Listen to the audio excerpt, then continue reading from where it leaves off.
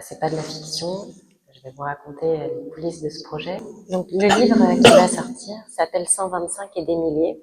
Je me suis enfuie avec mon bébé dans la nuit du 5 au 6 juin 2020. Il était entre 2h et 3h du matin. C'était pas la dispute la plus violente, mais en tout cas, c'était la dispute de trop, ou en tout cas celle où je me suis dit qu'il n'y aurait pas d'après sans réel risque, puisque pour espérer dormir quelques heures, je m'étais réfugiée dans la salle de bain en espérant dormir dans la baignoire, sans que le père de ma fille ne vienne me harceler toute la nuit. Et il a ouvert la porte avec un couteau parce qu'il n'avait pas fini de m'insulter. Si j'avais même pas le droit de me cacher dans la baignoire et que pour lui, ça faisait partie de l'acceptable de sortir un couteau, je voyais pas quelle étape il y aurait ensuite. Donc j'ai couru, je me suis adossée à la porte de la chambre de ma fille, j'ai appelé à l'aide et ma famille sont venus à 4 me chercher et je suis plus retournée chez moi. Ma fille avait 16 mois. À ce moment-là, je suis partie donc vivre chez mes parents pendant 2 mois. J'ai pris conscience de beaucoup de choses. Le premier chapitre du roman s'appelle d'ailleurs Le Saladier, où j'explique comment j'ai pris conscience que vraiment ma vie allait de travers. Quand pendant le confinement, j'avais tellement peur de tirer la chasse d'eau et que ça réveille le père de ma fille et que encore une fois il m'engueule, que j'étais très contente d'avoir eu l'idée de cacher un saladier dans la chambre de ma fille pour faire pipi.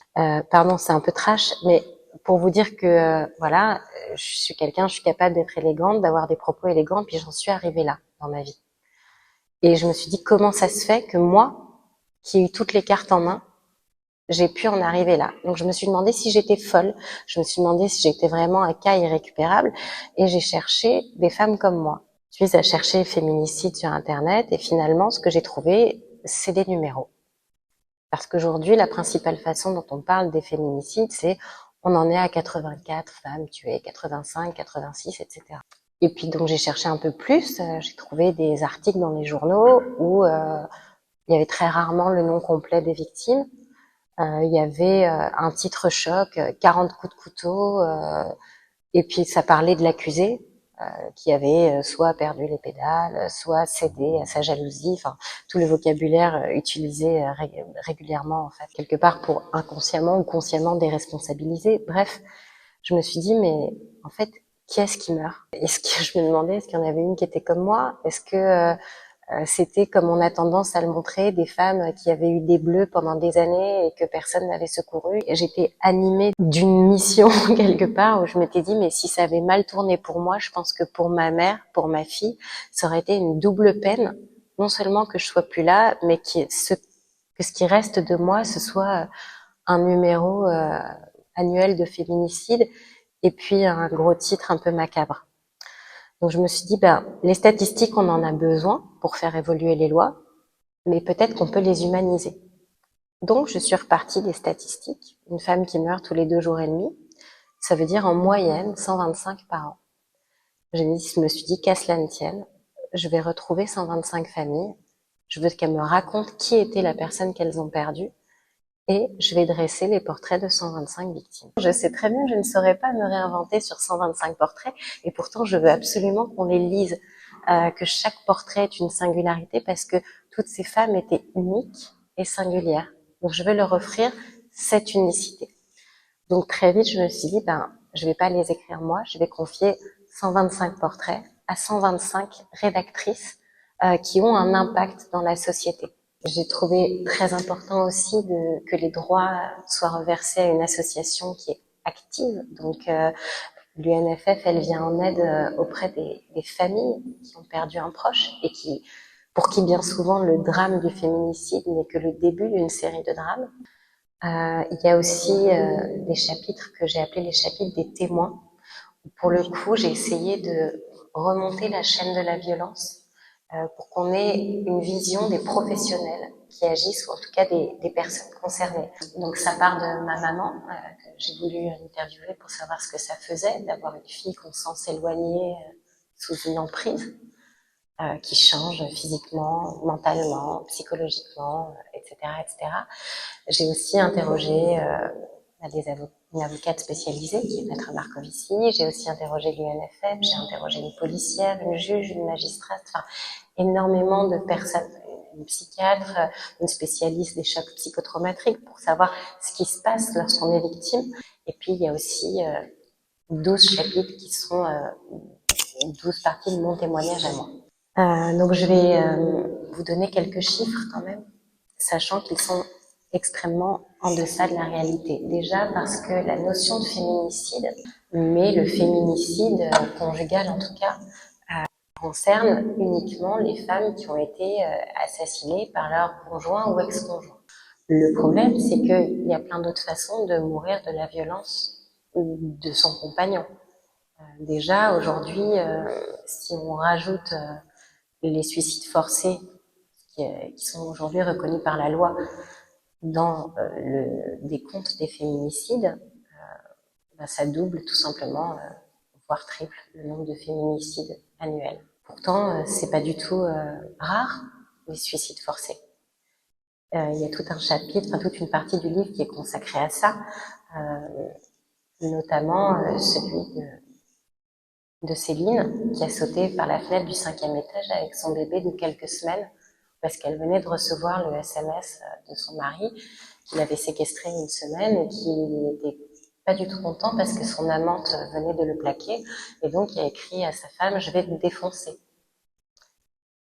Donc quand on en arrive à sauter par la fenêtre avec son bébé, c'est qu'on ne voit plus de lendemain possible.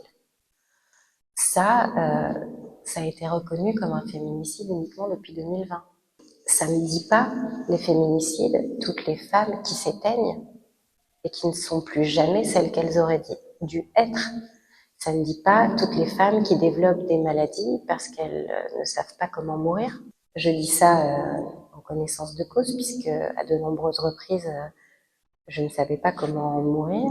J'avais pas le courage de le faire de façon franche et j'espérais qu'on me découvrirait une maladie où j'aurais plus d'autre choix. Lorsque j'ai eu ma fille et que j'ai commencé à l'allaiter, je me suis rendu compte que j'avais une boule quiétante, donc j'ai dû la sevrer d'urgence et j'étais en train de développer une maladie.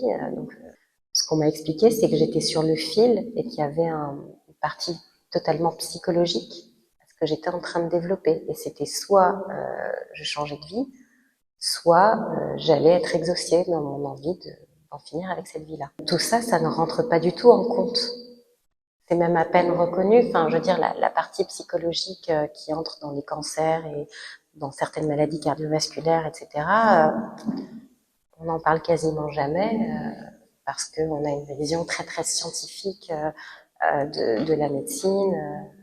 Donc il faut tout simplement en avoir conscience et se dire que c'est très bien qu'on puisse avancer et légiférer grâce à des termes, mais que ces termes, forcément, ont leurs limites aussi. Donc je suis repartie du 125 et j'ai compté. Donc ça veut dire que il y en a 20 qui ont moins de 30 ans parmi ces 125.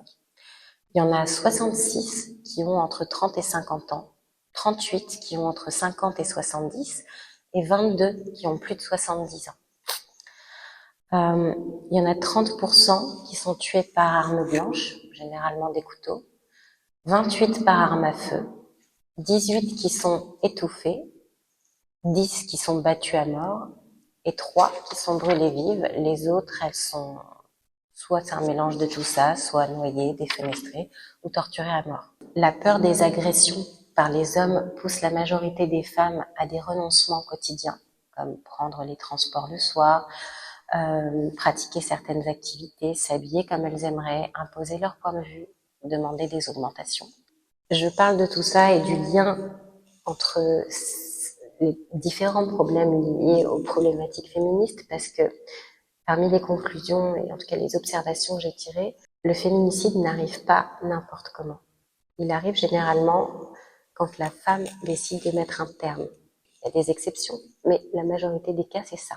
Pourquoi ? Parce qu'à ce moment-là, elle n'est plus la possession de celui qui pensait la posséder. Et ce principe de possession et de relation de domination est inculqué par notre société. Voilà, donc c'est important de penser le féminicide en termes individuels, mais aussi en termes sociétals. Et la majorité des femmes renoncent à porter plainte parce que notamment sur les viols, trop peu de procédures aboutissent. Et je tenais juste à donner le chiffre que le coût pour la victime d'une procédure judiciaire pour viol est en moyenne de 10 657 €. Donc j'ai retrouvé 125 familles à peu près. Les retrouver, c'est en moyenne 12 heures de travail. Je les ai toutes interrogées, j'ai enregistré en audio mes interviews que j'ai renvoyées à chaque rédactrice pour qu'elle soit plongée dans l'univers de la famille qui souffre et qu'elle puisse mesurer ce qui est en cause. L'entreprise, pour moi, de la même façon que les statistiques déshumanisent, quand on dit entreprise, c'est déjà déshumaniser ce qui compose l'entreprise, c'est-à-dire sa valeur humaine. Donc une entreprise, de la même façon que 125 féminicides, c'est 1 plus 1 plus 1 plus 1, une entreprise, c'est 1 plus 1 plus 1 plus 1 plus toutes les personnes qui la composent. C'est autant d'histoires, de situations familiales différentes que de salariés. On passe les 2 tiers de notre temps au travail, la moitié des couples se font sur le lieu de travail. Vous pouvez mentir au téléphone quand vous avez votre maman, vous pouvez pas mentir à votre collègue qui vous voit, qui voit le nombre de nuits blanches que vous passez, les réactions que vous avez quand votre portable sonne, etc., etc. Je tiens à dire que quand un féminicide arrive, j'ai interrogé les familles, mais j'ai aussi interrogé des collègues qui ne se remettent pas de n'avoir rien fait, qui avaient compris qu'il se passait quelque chose, qui n'ont jamais osé aborder clairement le sujet, qui n'ont jamais finalement osé briser le tabou et qui s'en veulent encore parfois 10, 15, 20 ans après, du moins pour ceux que j'ai interrogés. Et l'entreprise a un rôle au niveau de l'effet miroir. Quand j'allais au travail et que je voyais que les gens avaient des vies normales ou allaient à une réunion un petit peu tard, ben c'était pas si grave. Aller en déplacement, c'était pas un mois de supplier la personne avec qui on vit pour qu'elle nous y autorise parce qu'il y a un problème et qu'on risque de se faire virer si on ne remplit pas la mission.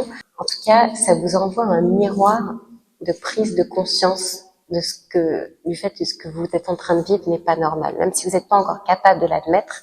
Et puis il y a aussi le fait que les personnes qui sont victimes de violences, elles aussi travaillent, donc elles ont besoin de vous. Les personnes qui sont les familles victimes de féminicide, elles aussi travaillent et vont avoir besoin d'aménagement, vont avoir besoin de compréhension. Donc on a besoin de médiatiser ces problématiques-là. Il faut l'assumer financièrement, tout ça. Il n'y a pas beaucoup d'aide. Il faut l'assumer psychologiquement quand soi-même on a perdu un proche. Parce que quand on perd le sens de l'existence, quand on perd quelqu'un de cher, se lever à 8 heures du matin pour aller se faire engueuler parce qu'on n'a pas imprimé le nombre suffisant d'exemplaires pour la présentation, ça peut un peu sembler ubuesque, mais c'est une réalité.